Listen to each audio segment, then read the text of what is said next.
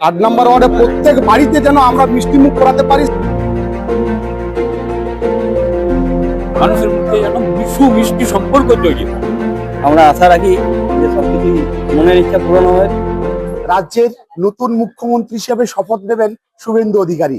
তার আগেই বাঁকুড়া শহরের 8 নম্বর ওয়ার্ডের যারা বিজেপি কর্মী সমর্থক তারা বেরিয়ে পড়েছেন বাড়ি বাড়ি লাড্ডু বিতরণ করতে। আমি একটু দেখানোর চেষ্টা করব, তারা এই গাড়ি করে লাড্ডু নিয়ে যাচ্ছেন প্রতিটি বাড়িতে, দল মত নির্বিশেষে প্রতিটি বাড়িতে গিয়ে গিয়ে তারা লাড্ডু বিতরণ করছেন এবং মানুষের কাছে যে সুশাসন সেই সুশাসনের আশ্বাস দিচ্ছেন তারা যাতে কোনো রকম কোনো ধরনের বিঘ্নিত না হন। আমি একটু কথা বলে নেবো, কয়েকজন আছেন। বলছি দাদা, আজকে আপনারা লাড্ডু বিতরণ করছেন, মূলত কি উদ্দেশ্যে কি বলবেন? মানুষকে আজ আমাদের যে বিজেপি গভর্নমেন্ট তৈরি হয়েছে, আমরা দীর্ঘ সিপিএম এর 35 বছর আর আমার তৃণমূল সরকারের 15 বছর, প্রায় 50 বছর আমরা পিছনে পড়ে গেছি এই পশ্চিমবাংলা। আমাদের নতুন গভর্নমেন্ট এসে আমরা আবার সেই ভারতবর্ষের সাথে পশ্চিমবাংলাকেও তুলে ধরবো, এই আশা নিয়ে আমরা আমাদের এই বিজেপি সরকারকে গভর্নমেন্টে এনেছি। আজকে আমাদের প্রোগ্রাম হচ্ছে, আমাদের শপথ অনুষ্ঠান হবে, তারপর আমাদের 8 নম্বর ওয়ার্ডে প্রত্যেক বাড়িতে যেন আমরা মিষ্টি মুখ করাতে পারি সেই উদ্যোগ আমরা নিয়ে এসেছি। আর এই আনন্দ, আরো একটা আনন্দ এই কারণে যে পশ্চিমবঙ্গ দীর্ঘদিন পর আমরা মোদীজির নেতৃত্বে একটা সুশাসন গড়ার পরিকল্পনা নিয়ে আসতে পেরেছে সরকার, তাই আমরা খুবই আনন্দিত।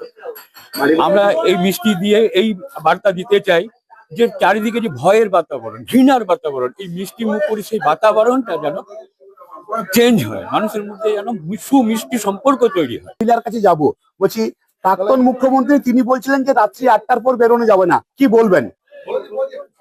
কি বলবেন? রাজ্যের মুখ্যমন্ত্রী বলছিলেন রাত্রি 8টার পর বেরোনো যাবে না, প্রাক্তন মুখ্যমন্ত্রী বলেছেন, সেখানে আপনারা কি নিরাপত্তা পাবেন এরপর? একদম না, এরপর পাবো আমরা, কারণ তখন আমরা নিরাপত্তা ছিলাম না। কেন ছিলাম না? যেহেতু রাত্রি 8টার সময় আমাদের স্কুল কলেজ সবকিছুই তো আমরা, আমাদের এইসব, আমাদের দেশ এতদিন স্বাধীন হয়ে গেছে, কিন্তু আমাদেরকে বলছে 8টার সময়টা বেরোনো করো। কেন? আমাদের দেশ, আমাদের যেমন বাড়িতে নিজেদের যেমন সবাই মিলে আমরা থাকি, সেরকম আমাদের দেশটাও তো আমাদের নিজেদের। আমরা 8টার পর একটা মহিলাকে বেরোতে দিবে না কেন? নতুন সরকার আসছে, দেখা যাক কি হয়। আজকে যেভাবে এই 8 নম্বর ওয়ার্ডে লাড্ডু বিতরণ করলেন, কি বলবেন? ঠিক আছে, দেখছি তো ভালোই হচ্ছে। লাড্ডু বিতরণটা সাধারণ মিষ্টি মুখ হওয়ার একটা ব্যাপার ঠিকই আছে, কিন্তু সরকার যে প্রতিশ্রুতি দিয়েছে সেটা মানে আগামী 5 বছরে আশা করা যায় সেটা ফুলফিল করতে পারলেই আমরা খুশি হব। আমরা আশা রাখি যে সবকিছুই মনের ইচ্ছা পূরণ হবে।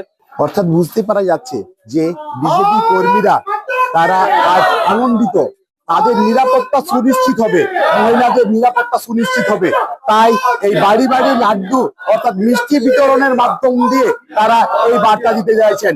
বাঁকুড়া থেকে মনোজ কর্মকার, এই সময় লাইভ।